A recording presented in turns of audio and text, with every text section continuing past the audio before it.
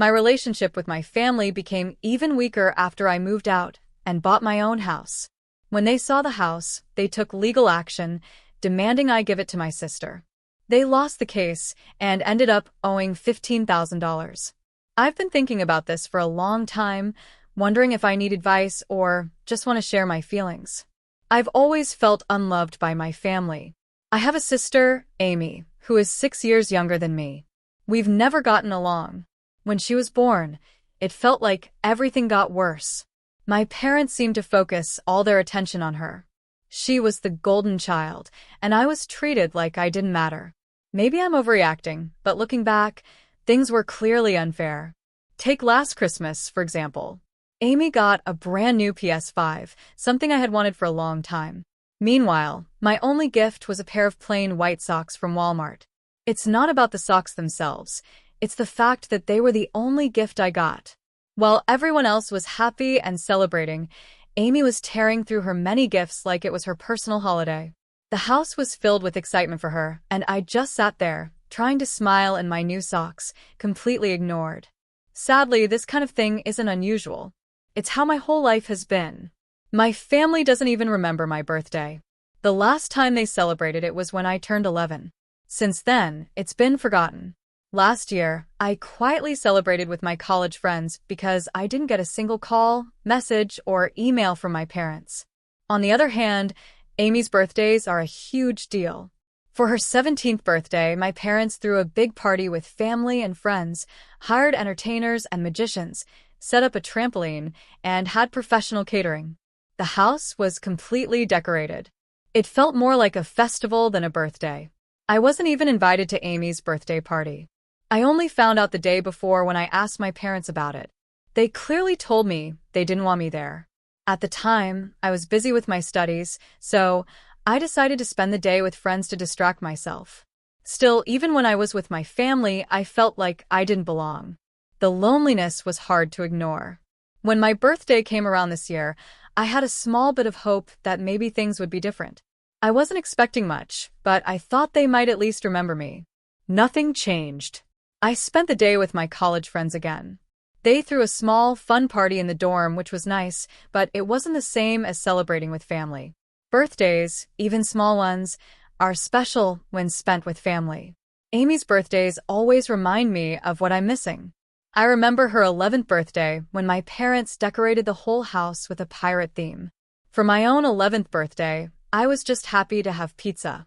It's not about the gifts or the parties. It's about feeling like I matter. I've always worked hard, kept up good grades, and stayed out of trouble, but it felt like none of that mattered. Amy is different from me. She's outgoing, great at sports, and always the center of attention. My parents were so happy when she was born. I remember being excited too. I imagined we'd be close, playing games and being best friends like in the movies. But it didn't turn out that way. Amy wasn't interested in spending time with me.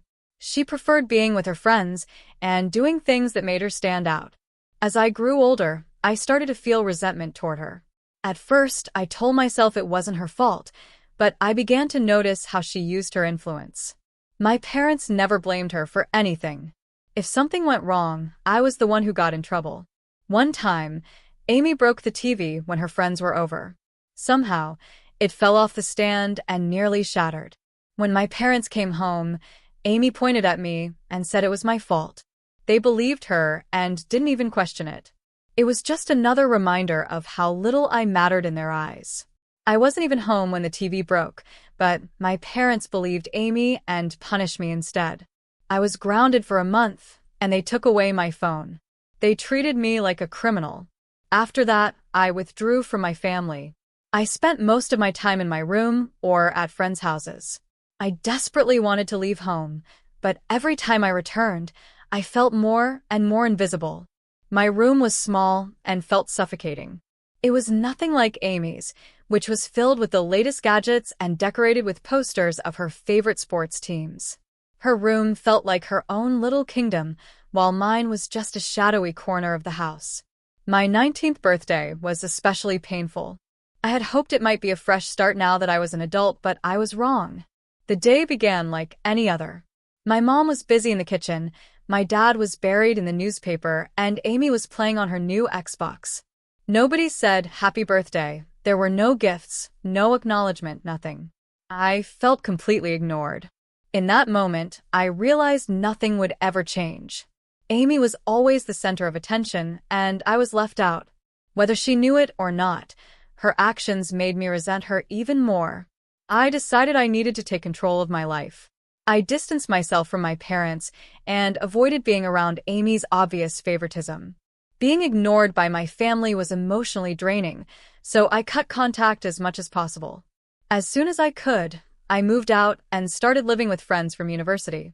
The move felt like a huge relief, like I was finally free. To support myself, I started freelancing in graphic design. At first, it was just to make ends meet, but over time, I built a reputation for my work. I got more clients, received great feedback, and worked on bigger projects. I put in long hours, often staying up late and working on weekends, determined to succeed on my own. By the time I was 25, my hard work paid off, and my life took a positive turn. I met someone named Jerry, and he was everything I had been looking for in a partner. He was smart, ambitious, and kind-hearted. Jerry was also a freelancer, managing social media for small and medium businesses. We hit it off immediately and began working on projects together. We supported each other and grew in our careers. For the first time, I felt truly valued and cared for. I wasn't just someone in the background to Jerry. He truly understood me and loved me for who I was, not for what I could do for him. His care came from genuine feelings, not out of obligation. As our careers became more stable, we started dreaming of a bigger future together. After a year of dating, we decided to move in together. Everything was going well, and we made a bold plan to use our savings to buy a home. We didn't want just any house. We wanted something special. After a long search, we found a beautiful 4-story house in the suburbs. It was more expensive than we had planned, but with our combined income, we managed to afford it. It truly felt like our dream home, a result of our teamwork and hard work. We signed the papers and became the official owners. 4 days later, the trouble started. I got a call from my family. At first, I didn't want to answer it. Since moving out, I had barely spoken to them, and every conversation felt awkward. But the calls didn't stop, so I finally picked up. They said, "We're in town and want to visit your new home." I wasn't sure how to feel, but decided to let them come, thinking it was better to get it over with than avoid them forever. A few hours later, my parents, Amy, and a man I didn't recognize showed up at the door. That's when things got weird. Amy introduced the man as her fiancé, Douglas, and also revealed she was pregnant. I was shocked. I didn't even know she was engaged, let alone expecting a baby. It felt like a wake-up call about how distant I had become from my family. Before they even stepped inside, my dad made a snarky comment. "So, this is the house you bought? I didn't think you could afford something like this." His tone was condescending, but I chose to ignore it. I wasn't in the mood to argue. Once inside, the atmosphere became even more awkward. My mom tried making small talk with Jerry, but he quickly picked up on the tension and glanced at me, clearly sensing something was wrong. Meanwhile, my dad and Amy were whispering to each other, and Douglas was walking around like the house was his. Then, out of nowhere, my dad spoke up in a firm and unexpected way, making the situation even stranger. My father said arrogantly, "I think it makes sense for Amy and Douglas to move in here to build their family and make room for the baby." I was so shocked I couldn't even speak. He went on, ignoring how upset I was. "This house is too big for you and Jerry. Amy and Douglas really need a place like this to raise a child. You two don't need all this space." I couldn't believe what I was hearing. Then he looked me in the eye and said something that made my blood boil. "This is no joke. It's time for you to step aside. You should give up what your sister needs. Family comes first, and she's starting a new family. You and Jerry can find a smaller place. This house is more suitable for them." I felt devastated. Years of bottled-up resentment poured out. "This home belongs to Jerry and me. We bought it, and it's in our names. No one gets to make decisions for us." Amy smirked and added, "Wait a minute. Why do you even need such a big house? Unlike you, we have a baby on the way. That was the last straw. I snapped. The issue isn't the size of the house. The problem is that you're trying to take something that's mine and claim it as your own. My voice was shaking with anger. I've put up with this kind of treatment my whole life, and I'm done with it. My father suddenly became aggressive. He stood up, puffed out his chest, and said, "You should be grateful. It's shameful to live in a house that's beyond your means. If you give it to Amy, she won't have to feel that way. Besides, they're not demanding the keys, they're just asking. Whether you like it or not, this house becoming Amy's is inevitable." That was it. I couldn't hold back anymore. I exploded with rage, lunging at him and pinning him against the wall. "Get out of this house right now," I shouted. Jerry tried to calm me down, but I couldn't stop. Years of frustration and anger were pouring out. My father pushed back, and before I knew it, we were yelling and physically fighting. My mother and Amy were screaming, and Douglas stood in the corner frantically, making a phone call. The chaos didn't stop until the police arrived. It was Douglas who had called them. The situation spiraled out of control, and the police had to separate us.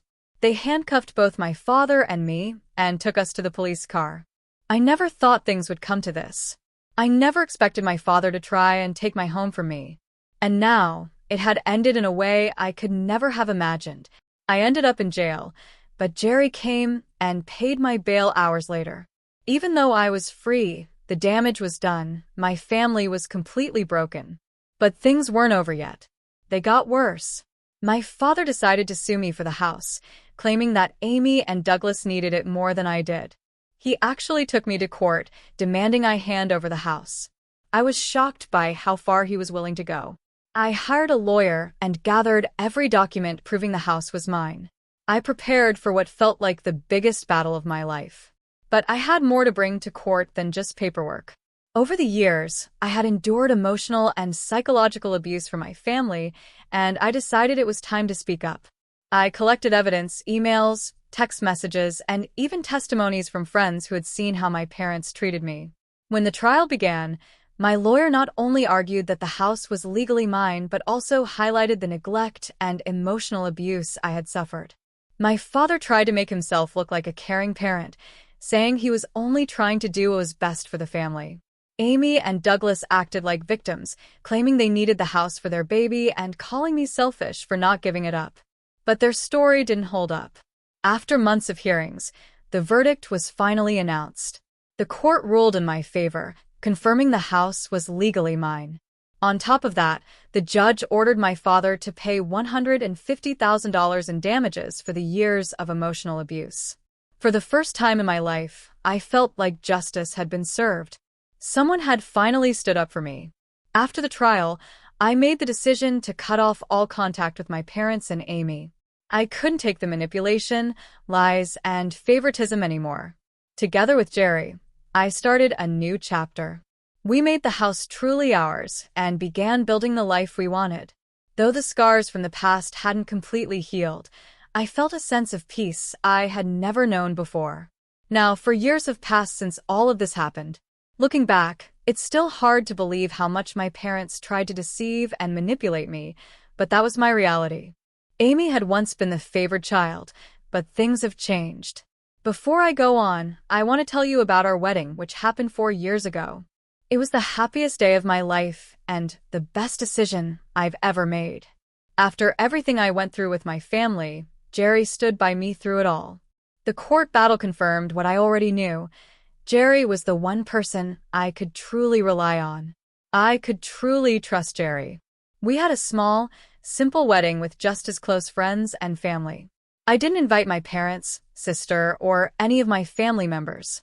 After everything they had put me through, the manipulation, abuse, and even suing me, I didn't want their toxic behavior to ruin my special day. By then, I had fully come to terms with their true nature. A few days after the wedding, I got a long email from my mother.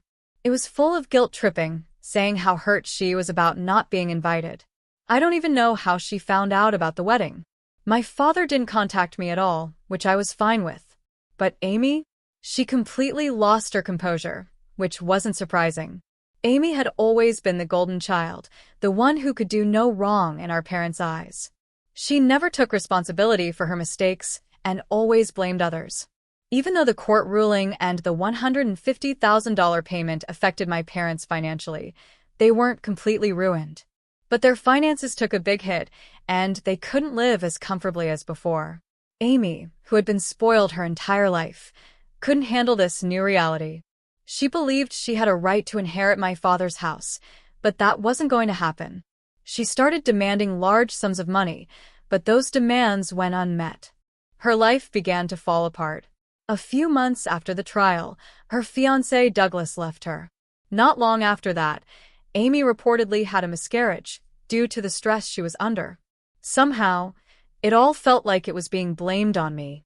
My father losing the lawsuit, the financial troubles, and even Douglas leaving Amy. It seemed like everything was being pinned on me. Then, everything took a shocking turn. About a month into my marriage, Jerry and I were settling into our new life and enjoying the peace of being free from family drama. One day, we decided to go for a walk in the neighborhood. The air was crisp and the streets were quiet. It was supposed to be a relaxing day. As we walked, we suddenly saw Amy standing on a corner, staring at me with pure anger in her eyes. My heart dropped. I hadn't seen her since the trial, and I couldn't understand why she was there. Confused, I yelled, "What are you doing here?" Before I could process what was happening, she charged at me. In her hand was an iron rod, probably taken from a nearby construction site. I screamed and tried to back away, but she was too fast. She swung the rod and hit me in the abdomen. Before I could react, pain shot through me like fire burning through my ribs. I bent over, gasping for air, but Amy wasn't finished. She swung the rod again, this time hitting my left shin. The sickening sound of the impact was followed by me collapsing onto the sidewalk. "You ruined my life," Amy screamed, trembling with rage. "It's all your fault. You caused Dad's financial collapse, you made Douglas leave, and you broke everything." I tried to get up and defend myself, but my body wouldn't cooperate. My strength was gone, and I couldn't move properly. The world around me became a blur, but I could hear voices getting louder and footsteps rushing toward us. Someone grabbed Amy and pulled her away, but I was too weak to understand what was happening. My consciousness faded. When I woke up, I was in a hospital bed. Jerry was sitting beside me, his face pale and his eyes filled with tears. I tried to speak, but my throat was dry and every part of my body ached. "Are you okay?" Jerry whispered, gripping my hand tightly. "I'm okay," I managed to say, but I wasn't. I had multiple broken ribs, a fractured left leg, and a broken right arm. The doctor told me I was lucky to be alive. If bystanders hadn't stepped in when they did, Amy might have killed me. The police were called, and Amy was arrested on the spot while I lay bleeding on the sidewalk. After that, I drifted in and out of consciousness, heavily sedated by pain medication. As my body began to heal, Jerry stayed by my side the entire time. He handled everything: police reports, insurance claims, and hiring a lawyer to prepare for the upcoming trial. Amy was facing serious charges, including assault with a deadly weapon. Because of the severity of my injuries, she was looking at a long prison sentence. When I was finally awake and able to understand everything, Jerry explained what had happened. Amy, after being abandoned by Douglas, had a complete mental breakdown. She fell into deep depression and refused to accept responsibility for her situation. Instead, she blamed everything on me. According to the police report, Amy had waited outside my house for hours and grabbed the iron rod from a nearby construction site to attack me. When questioned by the police, she showed no regret. She justified her actions by claiming that I had destroyed her life and said she was only seeking justice. She truly believed she was in the right. Amy believed I was the cause of all her problems, her fiancé leaving, and our father's financial troubles. I spent a long and painful time in the hospital recovering from my injuries. Every day was tough, with constant physical therapy, medical checkups, and the looming stress of the trial. I couldn't walk for long periods, and even after being discharged, I had to use crutches and arm support. The doctors warned me that it could take months to recover fully, and there was a chance I might never regain all my strength.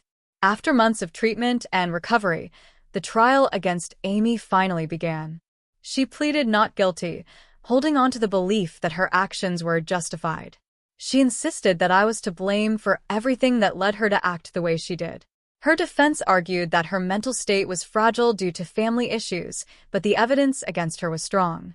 Eyewitnesses testified that they saw Amy attack me and immediately called the police. Medical reports detailed the severity of my injuries, and police evidence showed that her attack was planned. She had waited outside my house and brought the iron rod with her to harm me. It was clear this wasn't a random act of frustration, but an intentional act of violence. Sitting in court and listening to my sister try to justify her actions was more painful than anything I'd been through before. She never once looked at me. To her, it was as if I didn't exist anymore. The worst part was seeing my parents in the courtroom. Not only were they there, but they sat on Amy's side. Every time she claimed I had ruined her life, they nodded in agreement. Their silent support for her felt like a knife twisting in my chest. Despite everything, they chose her side, still believing she was the victim. The trial lasted several weeks, but the outcome seemed clear from the start. With the evidence and testimonies presented, the verdict was almost inevitable. Amy was found guilty of serious assault and sentenced to 6 years in prison, with a possibility of parole in 4 years. By that point, her sentence didn't matter much to me. I had already accepted that I no longer had a family. Through this experience, I realized that those who were supposed to love and support me weren't true family at all. The one constant in my life was Jerry. He stood by me through everything, never wavering. He faced every difficult situation with strength and was always there to support me. Together, we've focused on moving forward, leaving the pain of the past behind, and building a positive future. I am slowly recovering, both physically and mentally, and I'm beginning to see a brighter future ahead. I go to therapy regularly to help me work through the trauma of what happened, but it's a slow and long process. Some days I feel good about my progress and can appreciate how far I've come. Other days are harder, and it's tough to look in the mirror because I feel so different from the person I used to be. I don't know what the future holds, but I've decided to take each day as it comes and make the most of it. One thing I'm sure of now is who I can truly trust.